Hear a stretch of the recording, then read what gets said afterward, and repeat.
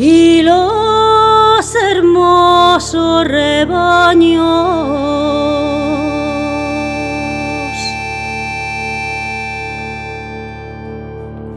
Y por ver las fuentes frías que tiene el puerto de Guaria,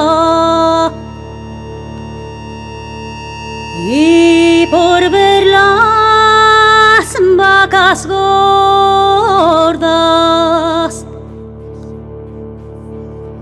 como sin ganas de encerrar.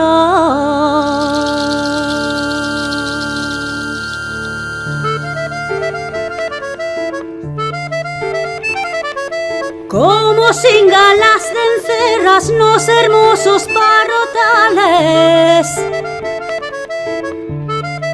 cuando las pican las moscas y las muerden los tabanes.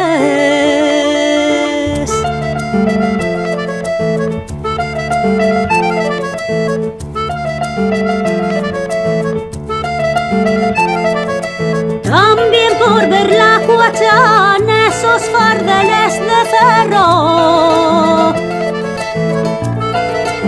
que los cuelgan los arrudos pa' que debilen el suero.